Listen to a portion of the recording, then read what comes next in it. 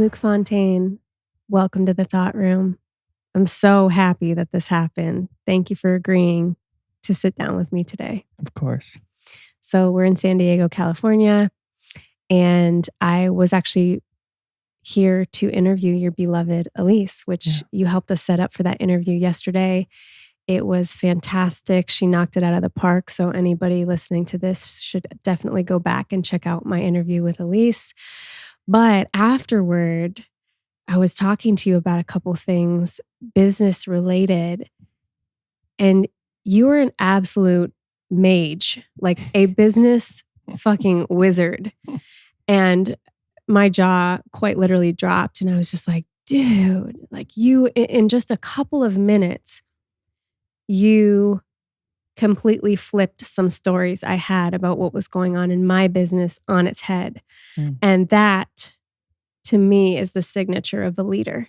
Like, it doesn't take you long. And I know you were even talking to me this morning about all the different plates you spin and all the different companies you have, how Mondays are very busy for you. And you talked about having your team huddle, and you're like, yeah, it's this and it's that. And then I take all the problems that are going on in the business, and we have 30 minutes to go over the problems and make the plan for the week. And I was like, damn, like how long did it take you to get to the point where you could keep all of that in a 30-minute container? Like that's a powerful skill.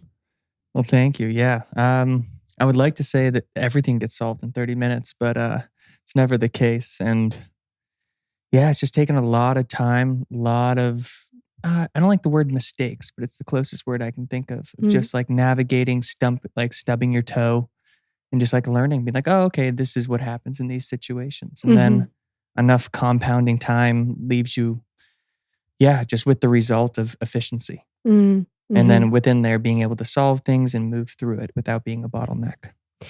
You were reflecting right before we hit record on this process of looking back at what we've done maybe 5 years ago in business, and how we can kind of like endearingly laugh at all the mistakes that we've made and how far we've come. And I kind of want to start here, which is wherever it feels natural in your heart, will you tell us about your journey, both personally and in business? Like, what's your story? How did you end up here running all these businesses, helping all these other people run businesses? I'm so curious to hear about the genesis of this story from your perspective.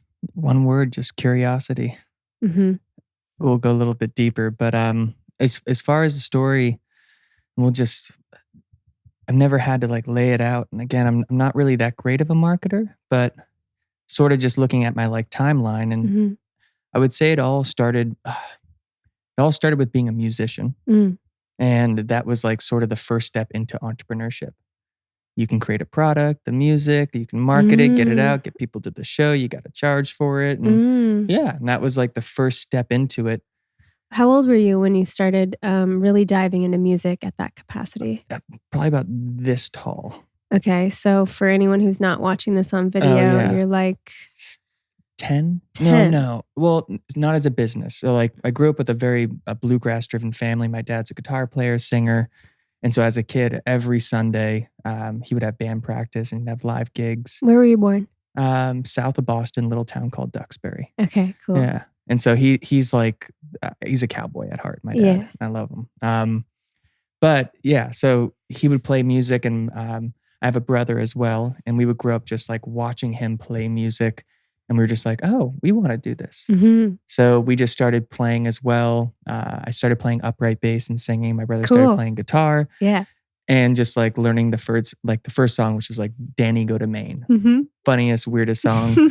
But, and like doing that and finally just like building it really around a passion. And then being like, oh, wait, there was an aha moment of my dad would be playing a show out and we would open for him. And the people would be clapping louder for us. It was a certain point where we got to. Right. And then my dad's like, you guys just need to start playing your own shows. Right. And I was How old were you at that point, do you think? Yeah. One thing when it comes to my memory, some people say, and I've done some readings that says my memory is perfect. Yeah. But it's so hard to like look back. Yeah. I would like to say 14. Yeah. So you were a teenager. So Yeah. you're still relatively young. Yeah. And you've got these giant like crowds of people clapping for you. Yeah, and like 30 old women in wheelchairs. Okay, well, Yeah. giant to a 14-year-old, that probably feels like a Yeah, lot. I mean, yeah. there's some people that have never been on stage or performed in front of a room or spoken in front of a room of 30 people their whole lives. So that's, that's a big thing. So then what happened? You're realizing you love this? Yeah, well, yeah, I guess getting like people use the word scale. So it's like, oh, how can we scale this? At the time, it was like, hey, how can we do this full time? Uh-huh. And so we grew that from 14, 15, all the way till 18, signing a record deal. And then You signed a record deal at 18. Yeah. Tell me about that experience. That had to be exciting. super exciting, but this definitely is an aid to my business experience, understanding contracts. Mm. And Did you have some flub ups there? oh yeah, Tell me about this. I guess at the time, and I won't say a name, but the guy who owned the record label at the time, really like amazing heart of a human, but also it was clear he was in a midlife crisis. Mm. So like I understand wanting to do that. And yeah, where it sort of came to was there was a lot of control on us. Mm. And like based on the contractual agreement, these things shouldn't be happening, but they are happening. And then it was just like the awkward conversations of like, hey, you can't be doing this. Right. And yeah, when you have a guy, I just didn't, it's hard to really go into it deeply, but it's like one man who stood in a power and had no power, and us just trying to do our thing with control over it. And it really just got dark really quickly. Oh, that's a bad feeling. Yeah. So how'd you get out of that scenario? I will shout out a friend, Gustavo. And so it was a friend of my father's. He's a very successful Brazilian businessman. Uh-huh. And we were going through all that. And at the time, I couldn't afford attorneys, didn't know who to turn to. And I spoke with Gustavo, and literally, it's sort of like the angel moment. He was just like, hey, Dwayne Morris? I'm like, no. He's like, they're a great law firm. He's like, I'm going to get you Mark Fisher, who Mark's now passed away, but he represented Jay-Z, Beyonce, like some really huge names. And within a week, got us out of it. Wow. And so that was sort of the point of getting, it was just like luck of meeting some guy who was willing to help. And that was just really, became really light after that point. Wow. So first of all, thank you for sharing. That sounds like a really harrowing experience to have super young and very confusing. And for me, I can envision if that happened to me, it would leave a bad taste in my mouth about the industry, and kind of like, you're so hopeful when you're young and you're innocent. You're like, wow, my dream is really happening and I have this record deal, right? Yeah, and right. then this thing comes in that makes it so heavy and tarnished. But I just heard you say things got really light after that. Yeah. So tell me what happened. Yeah, well, one more thing to add into that situation was like the learning part of it is like everyone at a certain level, if it sounds too good to be true, it's too good to be true. Right. And other people had certain motives. So like that was my first point in life, realizing even if this was a vessel that I wanted, whoever's gifting you that vessel, there's an ulterior motive, stature, whatever that was. Right. But post that experience, we just took back control. We had full freedom, and we just went back to gigging. What was it? NACA, National Association of Campus Activity. And it's basically this organization where you go to, you apply to get in. If you get in, you get to go there and you have 15 minutes on stage in front of hundreds and hundreds of college reps that basically pick the talent for their school for that year. Wow. So we were going there, performing, booking out, 10, 20, 30 college shows, and then being able to go play all those colleges. And fun. Yeah. And there was anybody who's a musician out there looking for like, I guess, stable cash. Like NACA is amazing in how they support the arts, because like the average show, the college has a huge budget. You'll get paid 5, 6, 7, 10, 20 grand to play a show where you were playing a college bar for like $200 that night. Wow.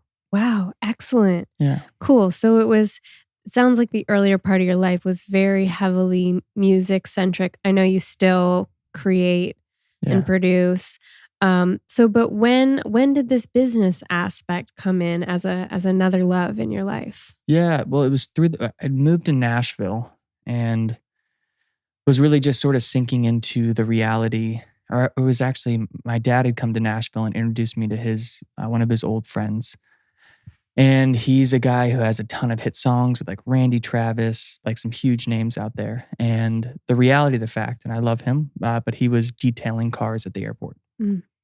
And I was like, oh, so this is a reality that even things can work out and get really, and you can make it at a certain period, but the end goal is Right. that. Yeah. And I think that was like my biggest shocking factor, being like, on a risk scale, that's not worth it. Right. So I turned music more into a passion. And then it was through a friend. I heard about a friend in New York starting a digital agency. And I got involved just literally on the ground floor with the first few people in the company and started building out a digital agency where we sold, basically it was Upwork, but way more qualified. And we do anything as long as it's legal, in quotations. That was the little tagline. Yeah. Nice. And so really started that from the ground floor with, I don't know, the first 20, 30 clients. And then we grew that up to 300 plus clients over 3 years. Wow. Yeah. And I guess the story, just learning in being in the ground floor, I had no experience, but I was willing to learn from the clients. We had some amazing clients. Luke Story was a client. Oh, funny enough. Sweet. Yeah. Shout out to Luke. Yeah. Love you, Luke. And so I got introduced to a lot of those conscious coaching people. Jay Abraham, the Abraham Group, and just got to work within the organizations, understanding that, and then moving more internal to building the business.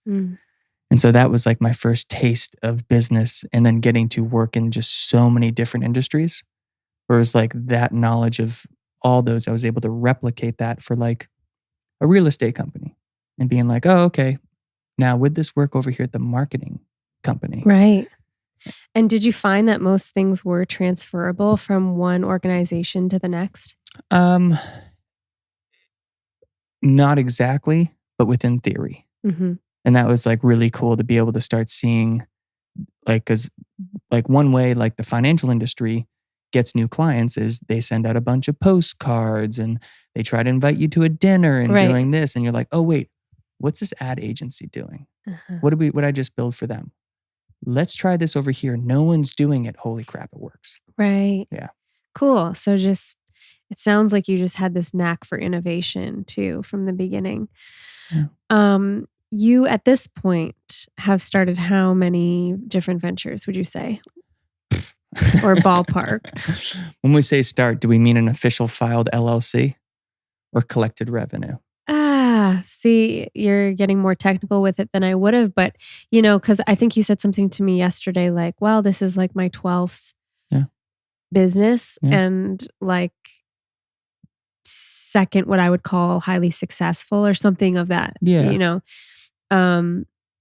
and so I was like, wow, I want to ask you questions about that, like starting things and pivoting and maybe failing, and like what is a failure and how do we deal with all that in entrepreneurship? Ooh, yeah. I'm going to pin dealing with failure.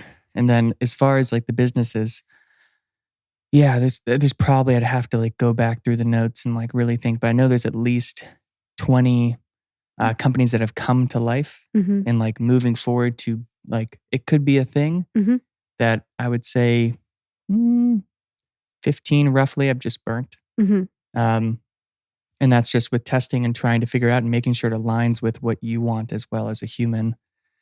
And that's sometimes tricky to figure out unless you get into it. So we were saying 20 were kind of worked and then another 15 that burnt? No. 20 that I got launched and into the ether, and this is a thing. We got the team, we got the people. Okay. And out of those 20, probably 3. Yeah. Yeah. I think that needs to be said. And like, thank you for saying that, because I feel like so many people who are starting their own business think that they're just going to knock it out of the park, or that's the hope, that they're going to knock it out of the park on the first shot. And the reality is that, how old are you again? Do you mind me asking? I think 28. You think 28? Yeah. I'm 27 or 28. Yeah. Okay. we'll talk about maybe later why you don't know how old you are, but that's another issue. But okay, we'll say you're 28 and you've started 20 things. Like Yeah. that's incredible. And I Thank think you. that bravery to start a new thing and to be willing to learn and not really sure if it's going to work out is what has put you in the seat that I think that you're currently sitting in. Yeah. So, yeah. So going back to failure. Yeah. Thoughts around failure. Mm-hmm. Failure is success. Mm. That's like the shortest thing for me. There's a lesson. Well, it defines how you see failure. And that's the thing. It's like, are you still breathing? Mm. Do you have a roof over your head? Right. Are you able to feed yourself? How have you failed? Mm. Do you still have infinite opportunity and options to explore? If anybody has internet access, they do. Mm. So I guess for me, like with failure, yeah, sure, it really hurts when like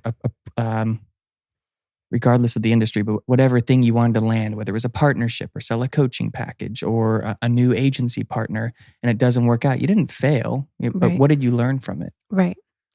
Right. Yeah. It sounds like in your mind, what I'm hearing is that like failure, there really isn't such a thing as failure. It's just all a learning. And I'm thinking about some people would be like, well, failing to me is not getting what I want. So like I said a thing, I didn't get what I want. So therefore I failed at obtaining that specific thing.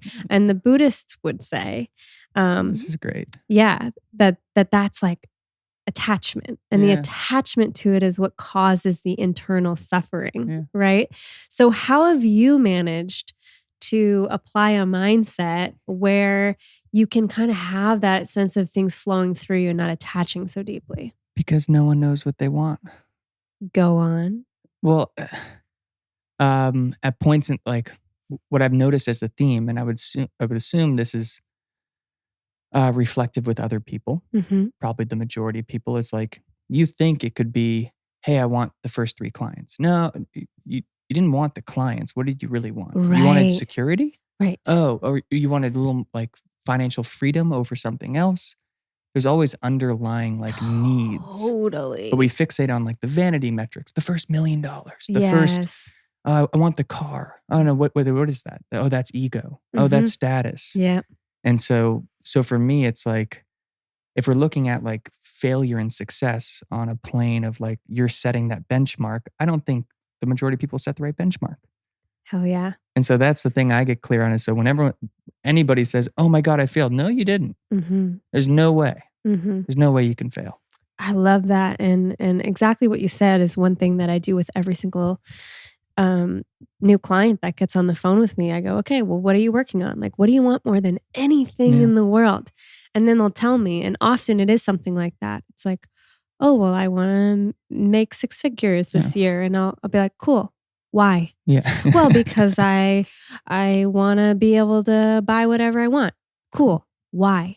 Yeah. And it's like, oh, because, like, and people realize in the process that exactly what you said, they don't really know what they want. So I'm curious for you. Yeah. And then I just had a little connection point, and that's where I get curious about business because when you can really understand the why of what you want, the business that you think that you could be building is not the right vessel to get there. Did that land? Yeah. And I want to ask about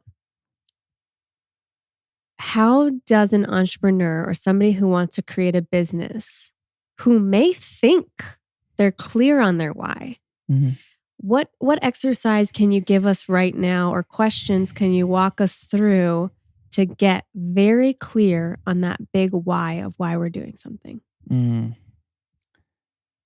So offhand, what initially comes to mind, my financial group. So something I'm new venture, new business, but my partner in that, Ryan, leads a perfect day practice where it's like a total, I can't do it. But what I remember of this is like you sit there and you close your eyes, you meditate, and you understand what your perfect day looks like. Meaning you have infinite amount of money, you have infinite amount of friends, connection, everything is there in your life. And now let's write out and understand what that perfect day that could be on loop would be. Mm-hmm. And then getting really clear on that. And to me, that's my why. That's what I'm looking to achieve. That could be me gardening in a ranch I have out in, I don't know, the Midwest. Right. Or it could be being on a yacht. It could be numerous things, but getting clear on that and whatever factors, whether it's the community in that, if it's experience, what those pieces are. And all I can speak to is like that practice for me is what gets me really clear on like the why. And so like if a new business is coming, oh wow, that's going to take 30 hours out of my week on top of where I'm at. Well, that's not going to help my perfect day. I love that. I think that's a great invitation to anyone. I mean, I've been doing that in some form for years. And it's some people will call it like manifestation or programming your reality or whatever words you want to put on it. But that clarity is absolutely crucial in building what we want. So, and I think even more than just, again, I'm thinking of the vanity metrics, and what I hear about the perfect day is we're actually designing our lifestyle in connection with the embodied feelings and relationships that we want to feel. You know, in no one's vision are they just, well, maybe they are, but like counting, like, okay, you made $100,000, like you're spending the whole day counting that money. No, like $100,000 is a concept. $1 million is a concept. But why? It's like, what is the feeling? I think even more so than anything, if you can get in touch with the feeling that you want to feel, that's where the gold is. Yeah. I'd be curious to know on that. It's like there's feelings underneath that. What feeling comes up for you when you see $1 million of cash on the table? Yeah. What's that feeling? Yeah. I think it's when I think about that, it's this feeling of freedom, right? So when I was living in New York City and building my startup, and I barely had money to eat some weeks. I qualified for just food stamps. I was like in a rent-controlled apartment and like barely able to make that rent. And I would meditate every day. And what I would meditate on, and sounds funny now, but at the time, this was a dream. And it was actually a dream that felt somewhat attainable. And I say that because I think that's important. Sometimes we can actually undercut ourselves if we set the bar too high and then we feel like we're actually mentally, we're like, I'm never going to get there. That's not helpful. So this meditation that I had was a vision on loop every day. I did it for like 30 or 40 days of me picturing throwing my credit card down at the lunch table and just paying for my friends and them saying, thank you so much. Wow, thank you for treating me.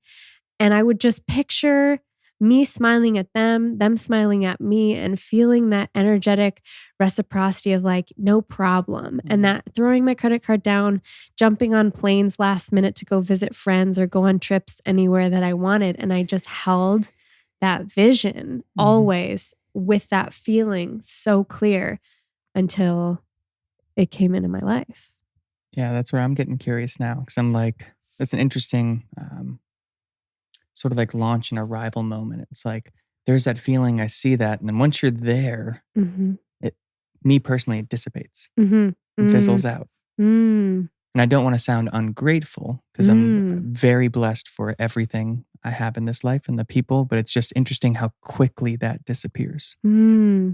That's really interesting. And I think it can, if we're not in touch with like, again, why did I want that? I wanted that to feel connected. I wanted that to feel like I could give back to some of the people that I love that have given me so much. If I was doing it to look cool in a credit card roulette or whatever, then of course, of course, when I achieve that, then it wouldn't be satisfying. So it's like, that's where we get into the situation of chasing the next thing and the next thing and never being satisfied. So I think the whole trick for me, why bother feeling the feeling inside of your body before you have it? That's exactly why. It's like, that's the training. It's the inner gym, and practicing the feeling inside your body before you have it. You technically have it. Like yeah, oh wait, I'm training in happiness before I have the thing that I think is going to make me happy. Well, we've just skipped a lot of steps and now Yeah. I'm living life from this place of joy and empowerment now. I don't have to wait for that. So you're really great at these things.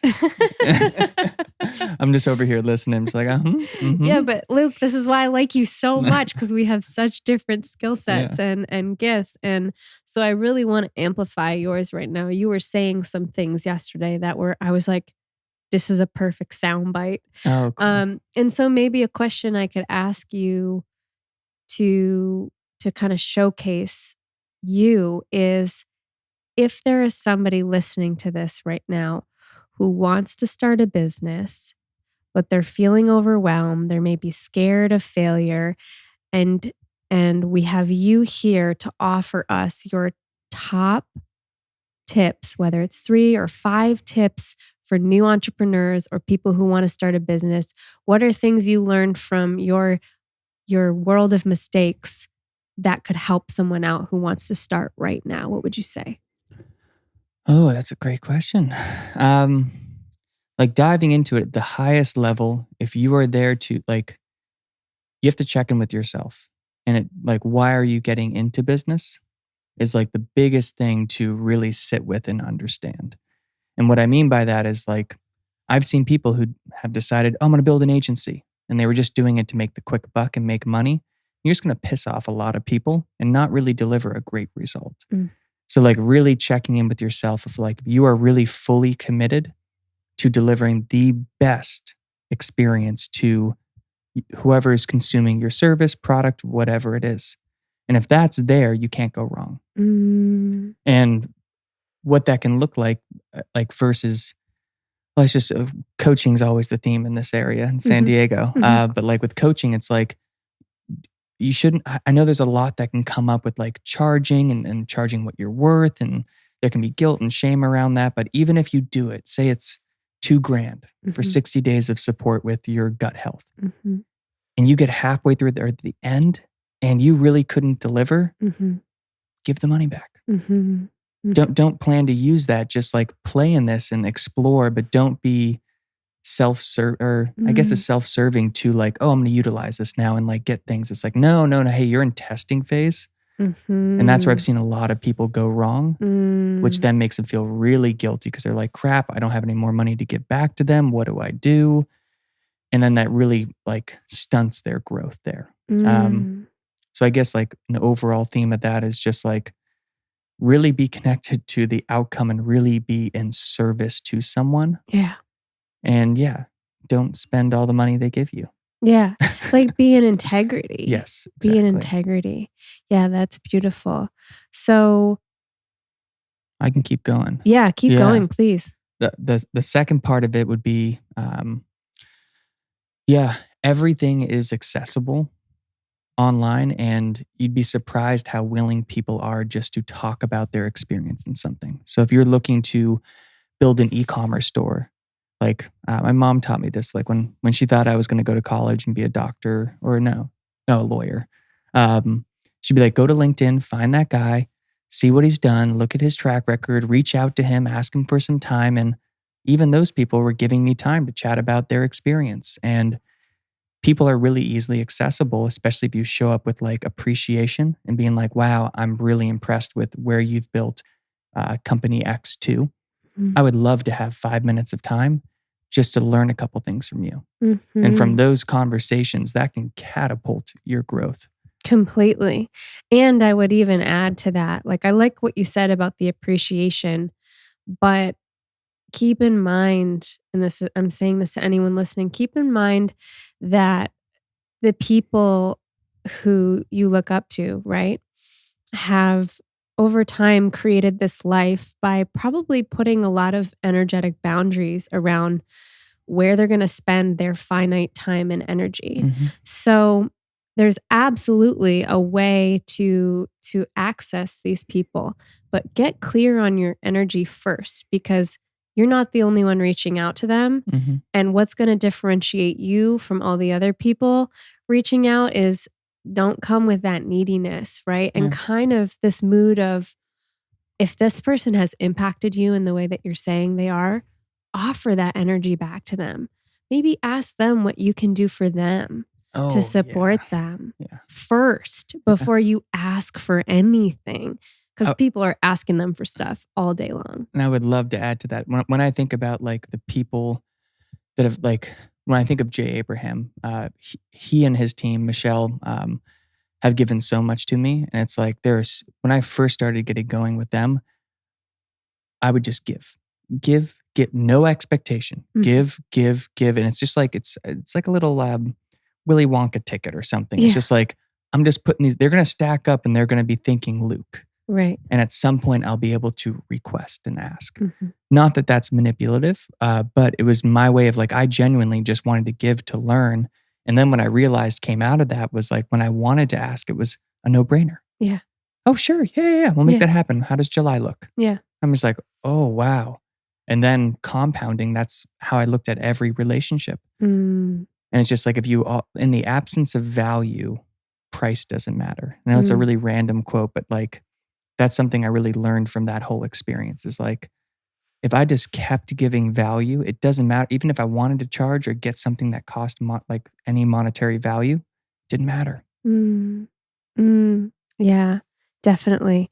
Cool. So leading with appreciation, asking what you can offer, finding mentors, Mhm.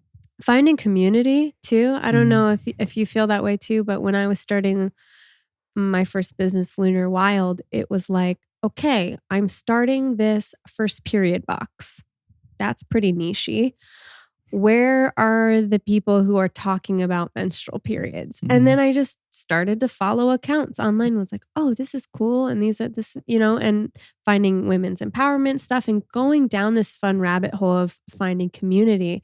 If you can find your people online, ooh, Yeah. it's beautiful. Someone asked me the other day, actually we were having a gathering here and one of the young women who was here said, how do I find community like you or like people having Austin, these Texas. conversations? Yeah, well, that's where I live. But you know what I said to her is, she goes, yeah, and like, how do I find community like the people that you're having on this podcast? And I said, go online to the Instagram for the Thought Room, look at the people who are following the Thought Room. Check their pages out. See if you want to connect with any of them online. Like, this is what's so cool about living in this day and age. We can find each other this way. It's interesting you bring that up just because it's like in any entrepreneurial journey, you forget about like the starting point things or not the starting strategies, whatever we want to call them. And like, I remember I was probably 19 at the time.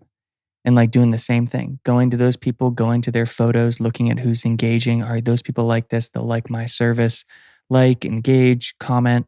Let me send them a message and just like building community. And now I'm just like, that's obsolete. But that is such a great starting point for anyone. It's such a great starting point. And to make sure you really love it.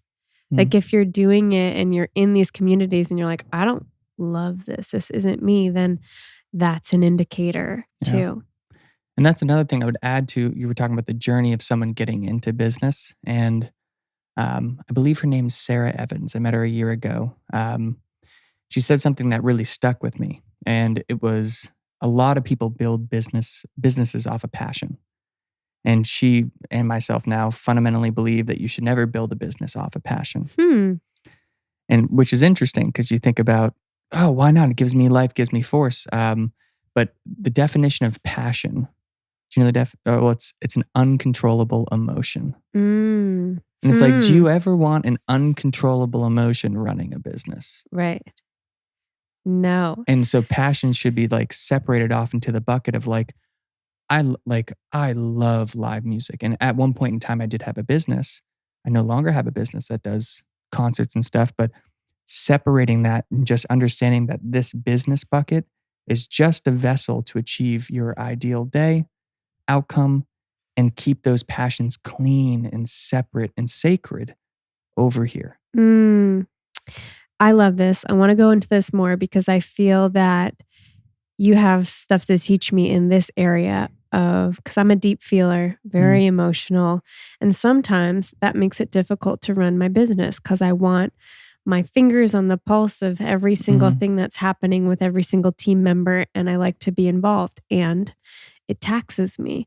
So how do we, I don't want to say compartmentalize our emotions because that sounds like we're just denying them, but you get where I'm going with this question. Like, how do we run a business without taking things so personally and start viewing things like just an offering and not a reflection directly of ourselves? Yeah. Great question. You're great with the questions, man. Yeah, there's definitely a huge work of ego. Like when people build a business, it feels like it's me. And at some point down the line, there has to be a real check-in, wake-up call with ego and detaching that. And I just feel that's so important for just any growth of an organization. Because it's not you, you're a player within it. But ideally, and this is just my view, but like if you're a business owner, the point should be to be able to own a business, not have a business that owns you. And that's like the biggest thing. If it's tied around your ego, you're going to have to, that business is going to own you forever versus being able to own that business. And so when it comes down to team and like having a lot of them, I've worked with a lot of people that are very emotional, and emotion is an amazing power to be literally rocket fuel to any business. And it's really like one of the most underutilized powers, but also it can be a double-edged sword. And so keeping emotion in containers that allows it to thrive, content creation, marketing in a certain level, speaking, like those are great vessels for emotion. And then in the other areas of business, you can still have emotion, but you can't make decisions based on emotion. And what I mean is you need to have some kind of, I just call them data points, whatever it is, to be able to just keep yourself in check. It's that energy worker that you go, like that people go and see. It's like that is your form of energy work. To be like, oh, okay, I feel really upset and about all this, and this person said this. But then you look at the success metrics of this vertical and you're like, but everything's good. Okay, it's my emotion. All right, I need to check in here. And that's for me is just developing those KPIs, those metric points to be able just to have that second person who's just like it's like when you're bowling, those bumper rails. Totally. Yeah. You gave me a great metaphor yesterday, which I would love for you to expand and expound on. We were talking about business and how some people get their goal in mind and they're really focused on this goal. And you likened it to setting sail on a ship. Oh, yeah. Do you remember this? Yeah. Will you recount that for me? Yeah. So I guess the version of it is people are so focused on the goal. So like Columbus sailing across the ocean and getting to land and just getting there so quick. And what we don't know is all the work that was being done to get there. If they were just focused on the outcome, they would have sunk, they would have landed off course, which I actually think they did. But regardless, it's focusing on the actual ship and the vessel, which is the entity, the business, the people, all the things that make that vessel float. Similar to the clapboards that are on the side of the ship, like as you're sailing those like old schooner boats, it's leaking. And so you have to constantly take time and pause and go, okay, cool. All right, let me check in. How are the sails doing? Are they trimmed right? Are they doing this? Like, let's just, I'm a sailor at heart, but like go up into irons, which for your sailors out there, you know what that is. Go up into the wind, you're pausing, you're luffing, and you're checking on the boat. And you're taking that time. So now you can keep going. And that's to me how I always looked at business as well, and how people should really focus on their vessel and their people. Because like one toxic person in an entity can just be a plague to the whole thing. And if you don't take that time to rest and reflect, you'll make those mistakes. Yeah. And that's another thing you said to me. Thank you. That was a beautiful metaphor. You were like, you know what? One of the best uses of your time is to rest and reflect on your business. Yeah. I love that permission. So rarely do people give each other that level of permission. Yeah. What role has resting and reflecting played in your businesses? Oh, I'm smiling real hard. So I have a habit of, in this current moment in season, there's a lot, I'm not able to rest right now, but I know it's so needed. And that's just my own growth pattern of understanding how much I'm needed. But back to the point of like understanding that that's what's been able to decrease churn 20% in agencies. And like sitting back and pausing, going, all right, I'm not going to do anything, but let me figure out why clients are canceling. Let me just like feel for that client. Let me jump on a call with them. Oh, that's how they feel. Cool. I wonder how could we fix, and just like being curious. And that one rest season of like a week decreased churn in $1 million agency by 20%. Right. And I'm just like, wow, this is freaking important. And in every vertical of the business, you should be taking that time. I started listening to Essentialism, the book, the audiobook on the plane over here. Have you read that one? No. It's excellent. We'll put it in the show notes. And he's giving a vignette of a corporation, and the founder would have the entire company come into work, but it's kind of like they were taking off the first Monday of every month, which is like, it wasn't like, okay, this is going to be a Friday when productivity is waning. It's like, no, we're going to have this first Monday of the month. And it's not like a typical meeting. It's like everybody come in and rest. Interesting. Yeah. And what he was observing too, he was using it as almost like a litmus test, because if there were people that were not able to come take the rest and have chill time and creation time too, that was a big piece. It's just time to innovate and be. Then he said, we're not doing something right. If people are too busy to come to this, then they're like trying to work through it, or we need to hire more team members. Something's going on here. And I loved that. I thought, wow, that, if every company operated that way, what a different world we'd have. Yeah. There are quite a few that do. And I love that you shared that. And there's, well, her name's Erin. She lives in Nashville. She has an amazing, very huge company that does pest control. And something she's really focused on, and I've chatted with her about, is like turning the workday into a 4-day work week, and then restructuring people's roles just so that it allows for more rest and autonomy around that. And if you can figure out like the human needs of the people as well, just on this note, like this just drives me back to, it's like the most underutilized facet of any business, and I will swear every day, all day about this, is team. And it's like, if they need rest, give them rest. If they need different roles, give them that. And if you can figure out how to create a structure that is autonomous and flexible to do that, it's game over. Excellent. Yeah, that's very helpful. I'm thinking about people who are listening to this who have always dreamed of starting their own business, but they've got another job, 9 to 5 or something like that. And they're hearing this, or they're knowing exactly the business that they would start. They've got their why, they're following along with us, but it feels impossible to leave their current job, or at least that's where the mindset is at.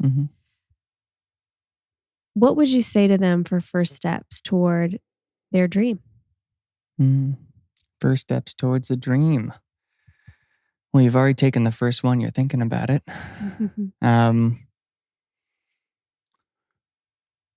It's always a tricky thing, because it's like my where my mind goes. And I stutter sometimes when I'm just in deep thought, but where my mind goes is like the average person. There's a mindset around like, 30 to 40 hours in a work week. And that's all I have. So like, I can't take on something else. You have 80 hours a week in you. And so like, if that's something that you're in, you really just have to understand there's going to be this growth period just for a short period of time to be able to prove what you're looking to do, to allow you that seamless transition.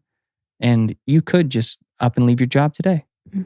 And I fully support that, but stress comes along with that. Right. When's the next paycheck? What's this going to look like? So like my advice on just taking that step is understand the compounding effect of even if you can just put 30 minutes a day towards something, it's not going to happen next week, but it will happen in the future if you're consistent. So whatever consistency you can apply to whatever business you're looking to build, just be really honest and truthful to that. And that is what's going to change you from being an employee to a business owner. Mm.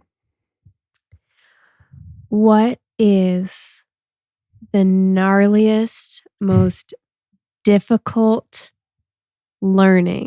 business learning via a air quote mistake, or something maybe that felt like a mistake at the time, but what is the biggest, scariest, business lesson you've had to learn? And maybe there's a story around that particular time if it comes to mind.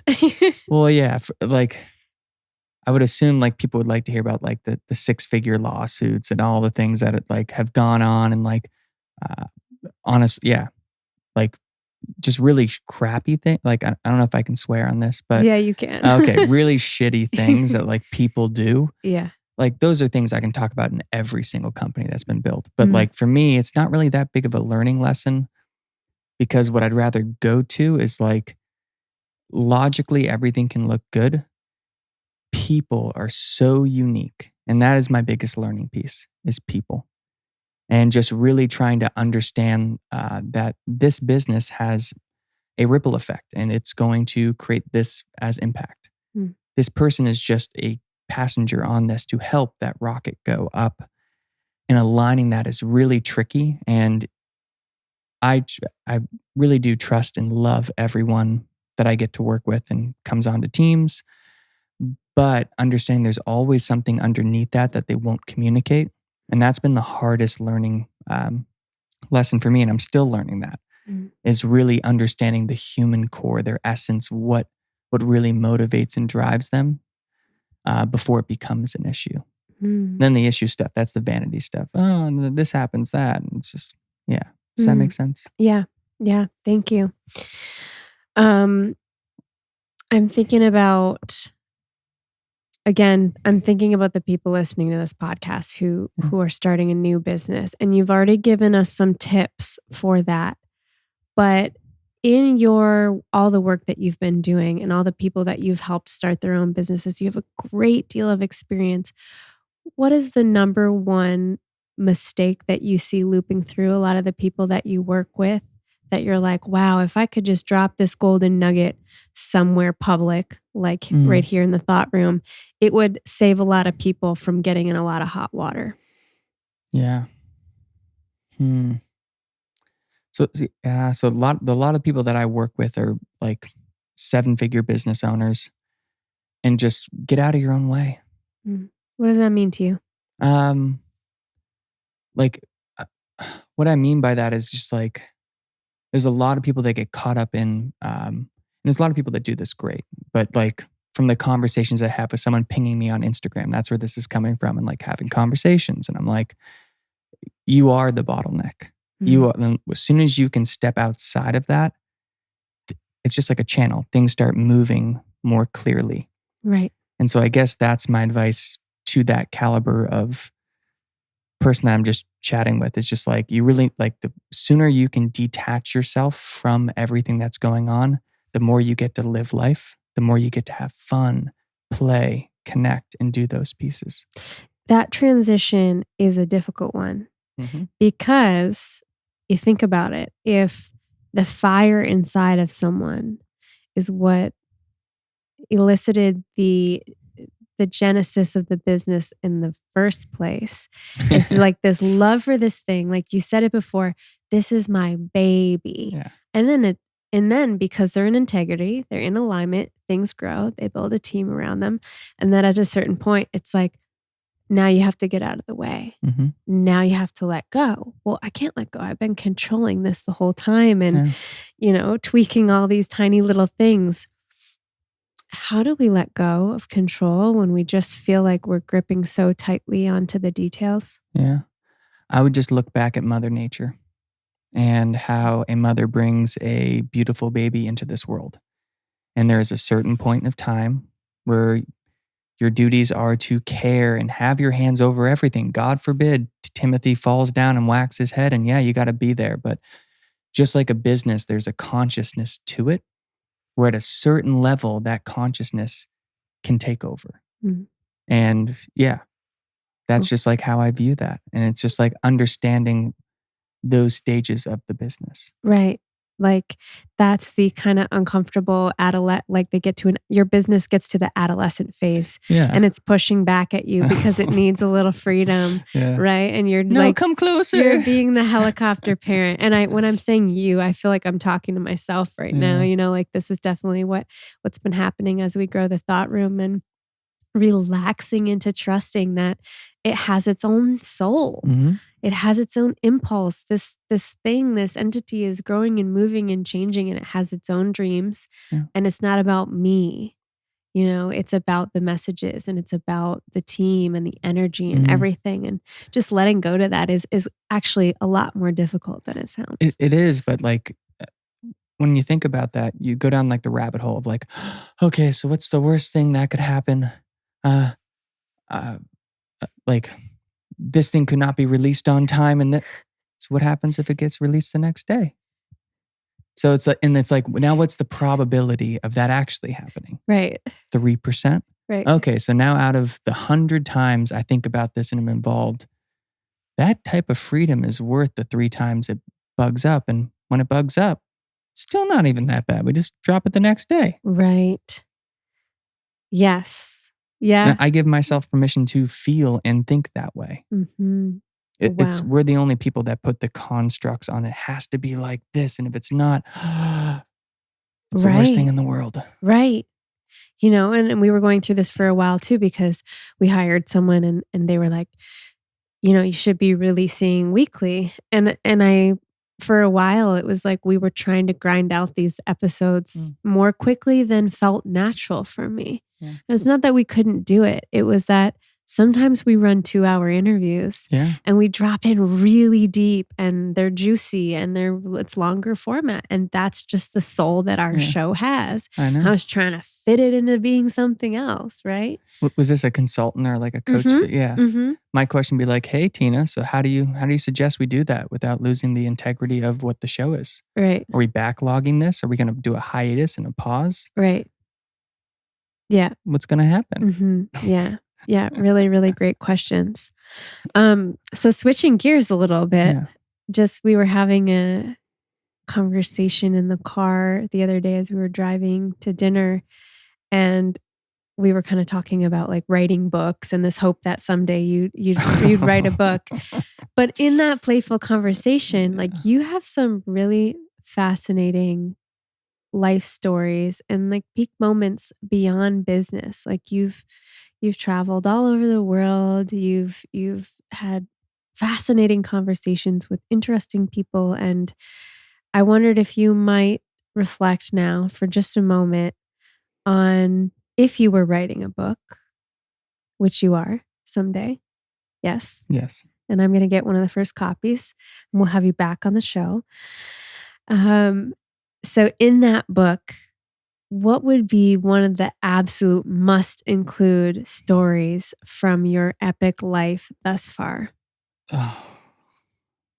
And we can really slow it down and you can take us through the detail and the playfulness of that conversation. Yeah. I'm debating the Iceland story. Why are you debating? Well, because I'm like wondering like how out there I really want to go. That's up to you. You would be shocked at what the listeners of this show have heard. So, but it's totally for you to check in with your heart. Yeah. My heart wants to tell the Iceland one in more detail because for me it was so playful and fun and just ludicrous of just like, of an event. Sweet. So once upon a time, not too long ago, about probably 5 years, my friend approached me with going to Iceland. And so, we decided to go to Iceland and rent a was one of those Land Rover Defenders. And it's like those really rugged cars that everyone wants the Instagram photos with. And we decided basically the whole plan of the trip was to get in this thing and do like the Golden Circle, which is like driving all the way around Iceland. And it seemed great in theory until we landed there. And that was really the whole plan of the trip. We had nothing really else besides like some sights we want to see. And we land there at the airport and what was it? Yeah, the Defender is right out front. I grew up driving like a stick shift truck in the hay bale fields when I was a kid. So like I remembered a little bit of that, but we get to the car and it's a nice car. It's older, but it's like you don't want to mess it up. And it's a standard. And I'm not feeling too comfortable. And also we just had this flight. We haven't slept. It was in the summer. So Iceland's going through the summer solstice, which basically means, don't quote me on it, but I think it's like 23 and a half hours of daylight per day. And so it just feels really weird. So we get there, we get in this car, and it is, I wish I could go back in time and be on the street watching me do this, because it was just so funny. These two kids just getting into this car and just like putting it into first gear, revving up. Gung, gung, gung, gung, gung. Okay, all right. We just went like a foot. And then the guy who's renting it to us, he's like, "You know how to drive this, right? That's required." Yeah. We're fine. And I stalled like probably 10 more times. He's like, you're gonna break them. No, it's fine. And finally got it going. Oh my God. And then just realized we just have to keep it moving. Because like if we stop it, we're gonna have to go through this whole gug phase. Whatever that is, we're gonna have to keep doing this. And so, yeah. So then we just started like adventuring. And the first day we ended up, God knows where, but no cell phone service, some little house out on this like cliff. And this woman was serving like coffee. And it was so fun. But where it started getting interesting was we decided to go back to Reykjavik. And meanwhile, this is probably 3 days later. I've slept probably 4 hours because we're sleeping in the back of a Defender. And it's really, really cold at night. And it's really not comfortable. And so getting a little bit delusional, and we're in Reykjavik and we want to shoot this hyperlapse, which is like where you hold the camera and you take one photo, take a step, take a photo, and then in post you edit it all. So it's like, do you know those type of things? Yeah, totally. Almost like a digital flip book. Yeah. And so that process takes like 2 hours. And so my friend I was with was there doing that, and he's just taking one step. And I'm just like looking around, and then I look at this family walking up to me, and from having a music background, I was just like, that looks like Dave Grohl. And Dave Grohl's he's the lead singer of the Foo Fighters. Yeah. I'm like, "Dave, what's up?"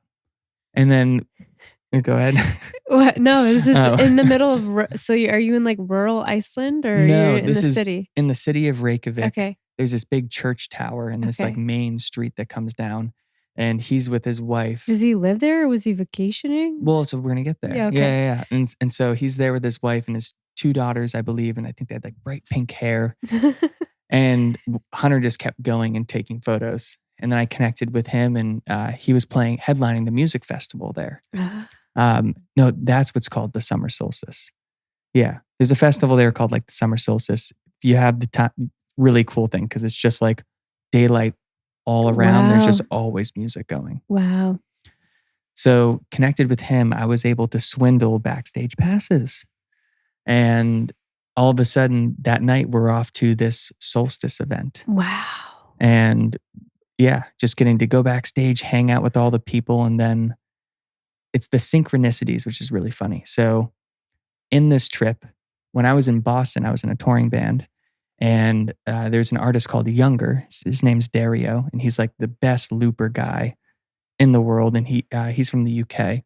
And I saw him in Boston. I became friends with him and his girlfriend at the time, or fiance possibly. And I stayed in touch. He was playing that show. So I was like, oh my God, got to connect with him.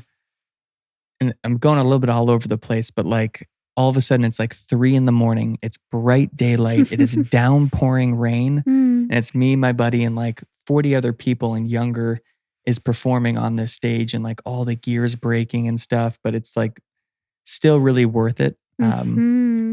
And that night, we end up playing football or soccer in this ice rink with younger and older people until like 6 in the morning with bottles of wine and just playing soccer and all these bandmates. And it was just like again, remember, I'm off like 4 hours of sleep. So I'm Right. like hallucinating. Right. And it was just such a cool experience. And then also we bumped into David Wolf Mhm. at a restaurant while we were there. Another friend of mine, Chris Stoikos' business partner, was also there, and we bumped into him. And it was just like this one trip, 1 week, no plans, like the synchronicities of just like 6 to 8 people getting to go backstage, see the Foo Fighters. And it was just pretty wild. Wow. Hope- What an exciting trip. Like I can feel that even in just remembering that trip. There's so much joy and excitement in that. Yeah. And It was kid-like. Yeah. beautiful. Isn't that the way that we, desire to live life? It certainly is for me. It's like kids don't get stuck in things the way that adults do. They live for what they want to do. And you mentioned in that story several times synchronicity. Mm. And I would love to hear your personal philosophy. Obviously, there's no right or wrong answer on this, but what do you think synchronicity really is? Again, with the great questions. So synchronicity to me is similar to how I experience deja vu, where a moment in time will happen and there'll be a sensation or feeling where you're just like, whoa, been here before. I've seen this, or I've future casted this. Mhm. This is really interesting. And with the synchronicities of that experience, I just felt all those people, there's synergies between Dave Grohl being a musician, his journey, and myself. With younger as well, and seeing Chris's business partner, I'm just like, we were all meant to be there at the same. Like, think about just planet Earth, and out of all places you can go and do, Totally. and I'm just like, it's just a little weird when I think Totally. about that. And for sure, I could have went to Thailand and had a different experience, but similar. But just those people and the energy there. And then also that catapulted some stuff in business for me as well. So it was just like, I felt like everyone was supposed to be there doing their things. And everyone's story was like really random too. I Mhm. believe Dave didn't have that plan for the tour, but it came through last minute. Similar with Chris's business partner, he was literally just going through Europe and just jumped on a last minute flight to check out Iceland. And it was just like we all just ended up there and just like randomly crossing paths. I love that. Yeah, I agree with you. There's definitely this ephemeral quality to synchronicity that does remind one of deja vu. It's like, I don't know what your personal belief systems are, but for me, it's in those synchronistic moments that I'm reminded that I'm living on this rock that's spiraling around in the cosmos. Yeah. And I'm like this tiny, Yeah. tiny little thing. And there's just so much more chaotic organization to the whole thing than I can ever possibly conceptualize. And it's humbling. Yeah. Well, the chaos, that was something and I love where we're taking this, but it's our friend Nathaniel who's staying here. He brought this up yesterday, and I will probably change it a little bit, but he was just talking about like how the sun comes up and comes down. What were the other examples? There's a few things that just like always happen in life, just every single day. Like the easiest thing is the sun coming up and down. The air on the earth, it stays packed right in here and doesn't go anywhere. Right. Gravity. Yeah. The floor supporting us. Yeah. And it's like, why should, like, everything else is divinely in sync. And that's like something you said just resonated that with me, and just being like something to really tie back to is everything is just meant to be, and trust in the process of what it is. And it just divinely plays out. Once you go against that grain and ripple that path, things start getting pretty bad. Yeah, I think he also said like, the sun is rising and setting, and then your heart is just beating. Like that's one of those things that's just happening. And we don't have to think, okay, heart, Yeah. Yeah. right? Yeah. Like Yeah. beat, lungs, breathe. Breathe. Yeah. It's just happening. And if we can widen our lens, widen our perspective to be like, my life is breathing. All the events in my life are twirling like those whirling dervishes, Mm-hmm. and they're just breathing and swelling and moving and growing and melting and freezing like the seasons. Like, I like how you said this current season in my life, and staying in this house with everybody here, I can hear that's part of the vernacular that you're all using is like, oh, well, in this season of business or in this Yeah. season of life. And I love that because it's so honoring to this concept of things are not always the same, nor should they be. No. And the more we can accept the cyclical nature of ourselves as cosmic beings in this dance, I think the resistance gets eased quite a bit. Yeah. That felt good to hear. It felt good to say. Yeah. Well, and that's the thing. It's just like, there is no, what I've realized, life is like the only constant personally where things can be so at flow and at peace. And in business, you really have to look at everything as seasons and taking the time to rest, figure out the next thing, and then make some shifts to make that next season a little more easy or flowy. Mhm. But it can't just be one. As soon as actually, this is a great tip. As soon as business just feels like one constant thing where it's like everything's an issue or even everything's perfect, stop what you're doing, take time to reflect. Mm. It's almost like you intuited my next question, because I was going to say, when someone is so overwhelmed and it feels like their entire business is completely broken, like I intuited that you would say the rest thing again, because I think that for so many people, it's like, oh, this isn't working. I have to stop this and I have to give up. But the invitation is to just take the discipline to carve out time to rest and frame it as a rest rather than this is a failure or an ending.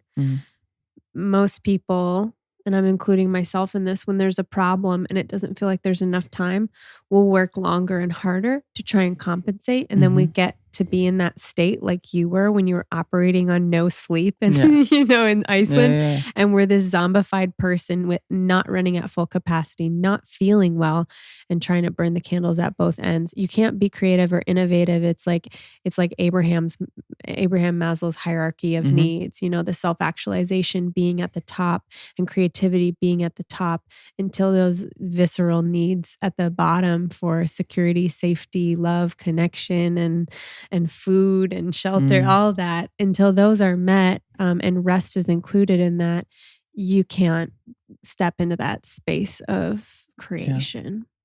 And I would also like just to give the invitation to, whenever you're in that place, for whatever reason, and I don't want to use the word victim, but I'm subject to this thought pattern as well. Yes. Is, oh my God, I just can't take one day off. Like, oh, it's all gonna like it's just so bad. It's just like, just do it. Like, you'll be surprised 2% of what you think was going to happen is going to happen. And it's really more of what's been built up in your mind around that. And that one, even that just one day off to reflect can decrease the stress and improve the efficiency 50% in your business. Right. And to gamify it too, and to be like, okay, well, usually when there's other things people tell me I can't do in my life, I want to show them that they're wrong. So if I'm telling myself I can't take a day off, prove yourself wrong. It's like, I can't jump out of that airplane, or I can't bungee jump. Like, I'm going to be like, no, I'm going to do this. So although it might seem insignificant, this is just as important as a challenge as facing any other fear in your life. The fear of resting is really a fear that you're not going to be okay. Your business is not going to be okay. Everything's going to fall apart. And to really, punch yourself out of that trance by saying, this is a fear. This is a fear. And I'm going to face it. Yeah. Well said. Thank you.